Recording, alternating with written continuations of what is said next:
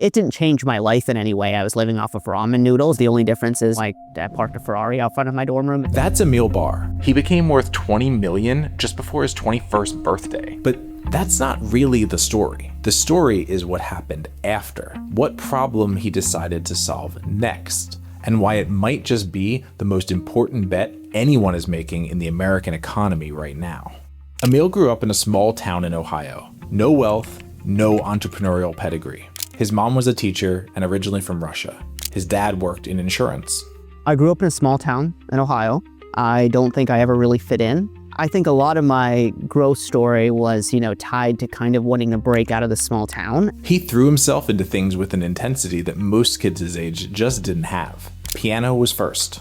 When I was 12, I would practice, I remember, piano every day until my fingertips literally bled. Then came tennis.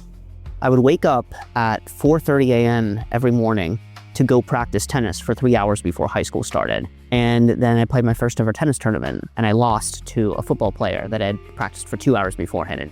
He didn't quit. He just found something he was actually built for. The first time anything sort of felt like it made sense or felt easy was when I started my first business. During COVID, Emil started a tennis camp.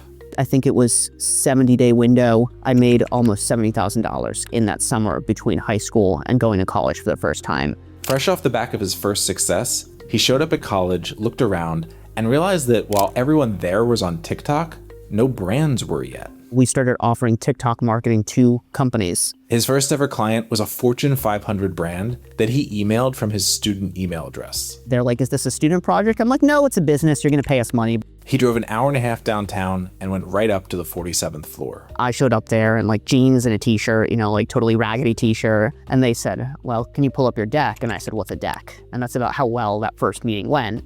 But regardless, we were able to sign him as a client. He used that first big logo to sign 15 to 20 more clients in just the next 3 months. Then he started acquiring other agencies. And to land the clients he really wanted, Emil got creative. There was a celebrity agent who spoke at a class that Emil snuck into, and Emil followed up with him 43 times over the next year. I followed up with him essentially once every 2 weeks for close to a little under a year before he actually got back to me. But I think on the 43rd message, he wasn't like, "This is creepy, please stop." He was like, "Hey, I actually have an interesting opportunity for you. Do you want to hop on a call with Hulk Hogan?" Hulk Hogan was on the other line, and they were launching a beer company. And that ended up being one of Kinnon's first celebrity brands and Step Up Social's first celebrity clients, and kind of helped us break into that space. Meanwhile, back at the dorm, the hours were getting extreme. I didn't want this to be another tennis or another piano, so instead of working on it for 6 hours a day, I chose to work on it for 18 hours a day. In that year, the business grew exponentially, but I also gained 80 pounds. I think I was averaging 3.5 hours of sleep at night. I didn't go home for holidays to see my family. I basically stayed locked in that dorm room. He also took on debt to avoid giving up any equity. Well, the problem is now you're looking at $400,000 of debt as an 18-year-old college student with no, idea how you're going to pay it back. While all this was happening, he was also negotiating with his own university. My school paid me upwards of $200,000 to stay enrolled. By junior year, he had a creator network of 1,500, over 50 employees, and Procter & Gamble as a client. And right before his 21st birthday, a private equity-backed competitor made an offer he just couldn't refuse. Junior year, a private equity-backed competitor approached us and offered us, honestly, more money than I'd ever seen on a page in my life. So we ended up doing that deal. Ultimately, at the end of the day, it came down to, do I want to be doing TikTok videos for the rest of my life, or do I want to be doing something else? After the sale, Emil kept working with the business into its next chapter. But with some distance from the day-to-day, a different question started forming in his mind. Not what to build, what actually mattered to build. That inspired me to think of what's the biggest problem I can think of today. This idea that AI is going to come and replace 25 to 50% of the workforce. And the United States government, our education systems, none of our public sector systems have any type of contingency plan for when that happens. I can't think of a bigger problem than 100 million people losing their jobs and having nowhere to go. So we started FlashPass to start building technology to effectively help people find jobs faster and reduce unemployment on a national scale. FlashPass sells to state governments. Displaced workers get trained via trade schools in high-demand fields and then matched directly to open positions. We're actually tying things to jobs and reducing unemployment. My superpower is not necessarily just business as a whole, but finding these niche pockets of opportunity where the math doesn't make sense. The economics shouldn't work, but they do. They pitched 13 states, and Ohio raised its hand first. That first contract was an $800K oil and gas workforce program. It was enough to prove the model. In year one, FlashPass hit $4 million in ARR and just closed a $4.25 million seed round led by J2 Ventures.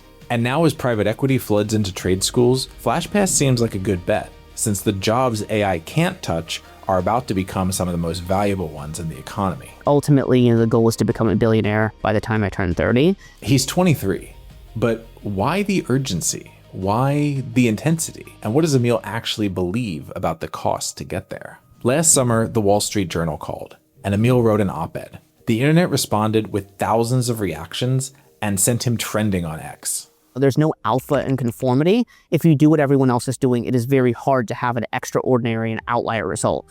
In your early 20s, you are at your physical peak, and you're also at your cognitive peak. My argument to the Wall Street Journal was this isn't a path for everyone, but you also can't go out and prioritize everything above your career while you're in school or in your early 20s and then complain about the economy being stacked against you. He's not saying grind yourself into the ground forever. He's saying the window is short. The stakes are real, and most people don't treat them that way. If you set out to build a $100 billion company, even if you only hit 1% of your goal, you've still built a $1 billion company. My general sort of heuristic or framing was I never took advice from anyone whose position I didn't want to be in. There was a moment early in our interview where I asked Emil what's driving all this in him. I think I was just bullied a lot as a kid, to be honest.